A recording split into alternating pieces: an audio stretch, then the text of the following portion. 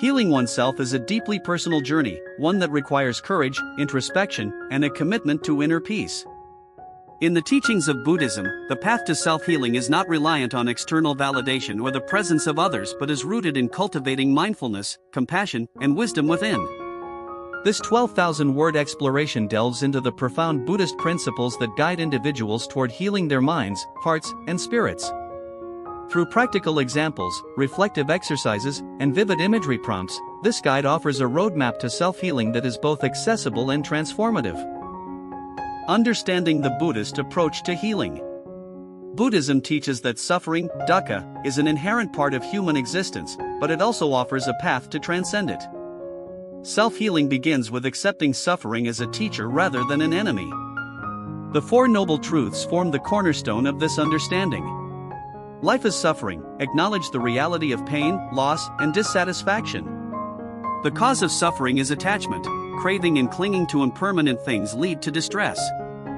Suffering can end. Liberation is possible through the cessation of attachment.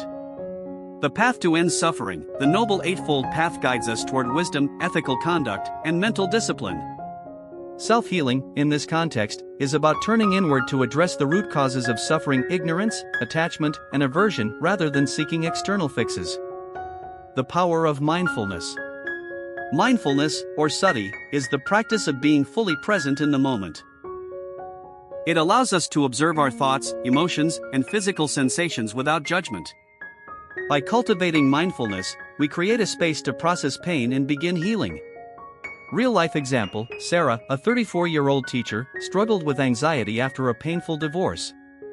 She felt abandoned and unworthy. Through a mindfulness meditation practice, she learned to sit with her emotions, observing them like clouds passing in the sky. Over time, she noticed her anxiety softening, replaced by a sense of calm acceptance. Exercise: spend 10 minutes daily practicing mindful breathing. Sit comfortably, close your eyes, and focus on your breath. When your mind wanders, gently bring it back without self-criticism. The illusion of clinging.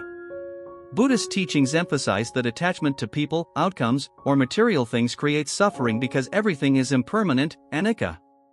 Healing requires letting go of the need to control or possess. Real-life example: James, a 45-year-old entrepreneur, lost his business during an economic downturn. He clung to his identity as a successful businessman, which led to depression. Through Buddhist teachings, he practiced non-attachment by journaling about what he could release: pride, expectations, and fear of failure. This process helped him rediscover joy in simple moments, like gardening with his children. Practical steps to release attachment. Reflect on impermanence, meditate on the transient nature of life. Consider how seasons change, relationships evolve, and even pain fades. Practice generosity: give without expecting anything in return, whether it's time, kindness, or material support. Reframe loss. Instead of viewing loss as failure, see it as an opportunity for growth and renewal. Exercise: write a letter to something or someone you're attached to, e.g., a past relationship, a goal. Express gratitude for what it taught you, then symbolically release it by burning or tearing the paper. The heart of loving kindness. In Buddhism, metta, loving kindness, is a practice of extending unconditional love to oneself and others. Self-compassion is a vital component of healing, as it counters the inner critic that fuels shame and self-doubt. Real-life example: Maria, a 28-year-old nurse, felt overwhelmed by guilt after making a mistake at work. She began practicing metta meditation, repeating phrases like, "May I be kind to myself, may I be at peace." Over weeks, she noticed a shift. She felt lighter and more forgiving toward herself. How to practice self-compassion. Metta meditation: sit quietly and repeat phrases like, "May I be happy, may I be healthy, may I be safe, may I live with ease."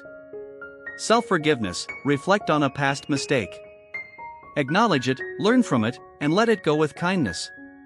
Speak kindly: replace negative self-talk with supportive words, as you would speak to a dear friend.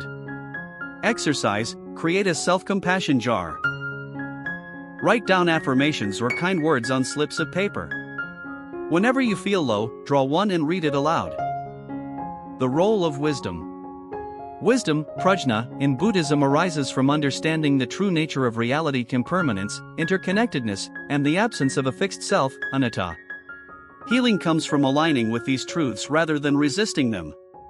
Real-life example, David, a 50-year-old veteran, struggled with PTSD. Through Vipassana meditation, he learned to observe his thoughts as fleeting phenomena, not as his identity. This insight helped him separate himself from his trauma, fostering peace. Developing insight. Vipassana meditation, practice insight meditation by observing thoughts and sensations without attachment. Note their arising in passing. Study Dharma, read Buddhist texts like the Dhammapada to deepen your understanding of life's truths. Reflect on interconnectedness, consider how your actions ripple outward, connecting you to others and the world. Exercise, spend 15 minutes in Vipassana meditation. Sit quietly, observe your thoughts, and label them, e.g. thinking, feeling. Notice their impermanence without engaging. Integrating Buddhist principles into daily life. Self-healing is not a destination but a lifelong practice. The Noble Eightfold Path: right view, intention, speech, action, livelihood, effort, mindfulness, and concentration provides a framework for living with purpose and peace. Real-life example, Lisa, a 40-year-old mother, felt disconnected from herself after years of prioritizing others. She began integrating Buddhist principles by practicing mindful parenting, speaking with kindness, and setting boundaries. This shift brought her a sense of wholeness. Practical applications. Right speech, choose words that uplift rather than harm, both to others and yourself. Right action, act with integrity, avoiding harm to yourself or others. Right mindfulness, stay present in daily tasks, from eating to working, to cultivate awareness. Exercise, create a daily healing ritual. Each morning, set an intention based on one aspect of the Eightfold Path, e.g., today, I will speak with kindness. Reflect on it at day's end. Self-healing through Buddhist teachings is a profound act of empowerment. By embracing mindfulness, letting go of attachment, cultivating compassion, developing wisdom, and living with intention, you can heal without relying on anyone else. The journey is yours, and the tools are within you. This guide is a starting point. As you walk this path, remember the words of the Buddha, "You are your own refuge, there is no other refuge." Leaf fluttering in wind, Red Heart.